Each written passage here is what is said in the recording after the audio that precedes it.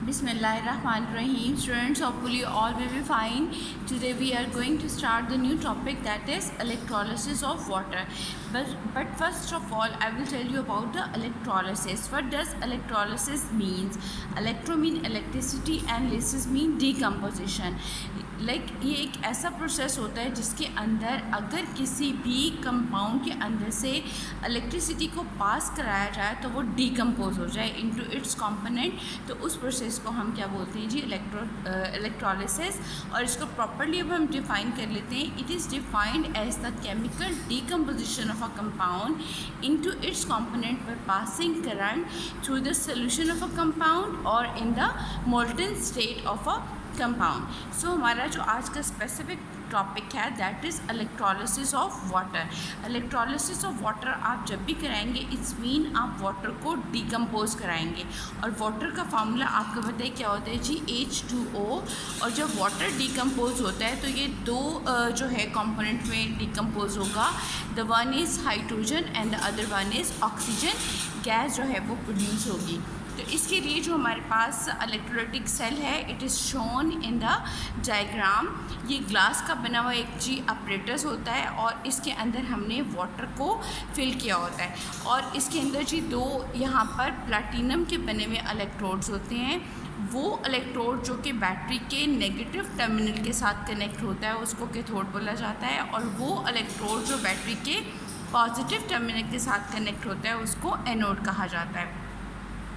अब जैसी इलेक्ट्रिसिटी जो है वो प्रोवाइड की जाती है, वाटर जो है वो डिकम्पोज होता है। लेकिन उससे पहले मैं आपको बताऊंगी कि प्योर वाटर जो है वो वेरी वीक इलेक्ट्रोलाइट, ये बहुत ज़्यादा वीक होता है जो कि जल्दी आयोनाइज नहीं होता। तो उसको आयोनाइज करने के लिए उसके अंदर हम फ्यू ड्रॉप्स ऑफ एसिड डालते हैं जिसकी वजह से उसकी जो कंडक्टिविटी है वो क्या करती है? इम्प्रूव करती है। तो यहाँ पे हमारे पास जो वाटर है वो एसिडिफाइड वाटर होगा।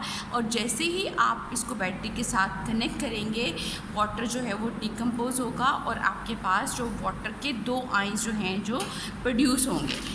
अगर वाटर को डिकम्पोज किया रहा है तो H पॉजिटिव आयन और साथ में हमारे पास OH नेगेटिव आयन जो है वो रिलीज़ होता है। लेट्स सपोज कि आपके पास 4 वाटर के मॉलिक्यूल हैं। तो जब ये 4 वाटर मॉलिक्यूल डिकम्पोज होंगे तो 4 हाइड्रोजन आयन और 4 हाइड्रो ऑक्सीजन आयन जो हैं वो प्रोड्यूस होंगे। जिस आयन के ऊपर पॉजिटिव चार्ज होता है उसको केटाइन बोलते हैं और जिस पर नेगेटिव चार्ज होता है उसको एनाइन कहते हैं। और केटाइन और एनाइन जो होते हैं वो हमेशा मूव करते हैं towards their respective electrodes. Cation जो है वो मूव करेगा टूवर्ड्स कैथोड जिसके ऊपर नेगेटिव चार्ज होता है और OH मूव करेगा टूवर्ड्स एनोड जिसके ऊपर पॉजिटिव चार्ज होता है। इसी तरह से जब H आयन मूव करके एनोड के ऊपर पास आएगा तो कौन सी गैस प्रोड्यूस होगी? Oxygen gas. और कैथोड पर कौन सी गैस प्रोड्यूस होगी? Hydrogen gas. अब रिएक्शंस किस तरह से होते हैं वो हम देख लेते हैं।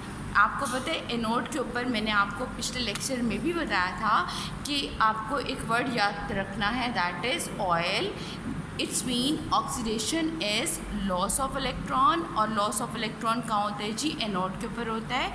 OH जिसके ऊपर नेगेटिव चार्ज है ये अपने अंदर से जब इलेक्ट्रॉन रिलीज़ करेगा तो न्यूट्रल हो जाएगा, OH हो जाएगा। और आपको होता है लॉस ऑफ इलेक्ट्रॉन क्या होता है जी? ऑक्सीडेशन होती है।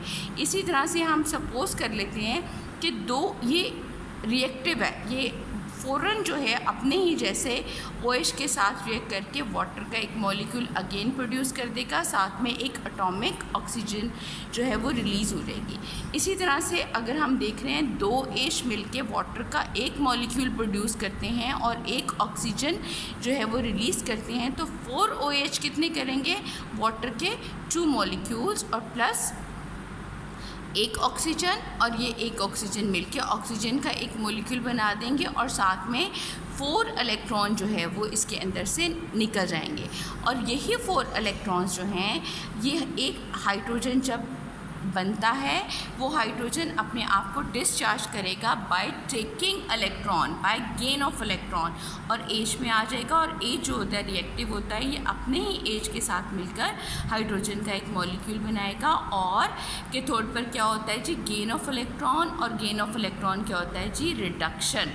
आपको यू ऑलरेडी नो दैट। इसी तरह से आपके according to this equation 4H produce हुए थे, तो 4H क्या करेंगे, वही 4 इलेक्ट्रॉन गेन करके हाइड्रोजन गैस जो है वो प्रोड्यूस करेंगे। नाउ अब हम इसका सम अप कर लेते हैं रिएक्शंस का, जो कि हमारे पास क्या हो जाएगा कि when ever water molecule decomposed it produces hydrogen and oxygen. Hydrogen produce होगी जी कैथोड के ऊपर और ऑक्सीजन प्रोड्यूस होगी एनोड के ऊपर। होप सो आपको लेक्चर समझ में आ गया होगा। Thank you so much.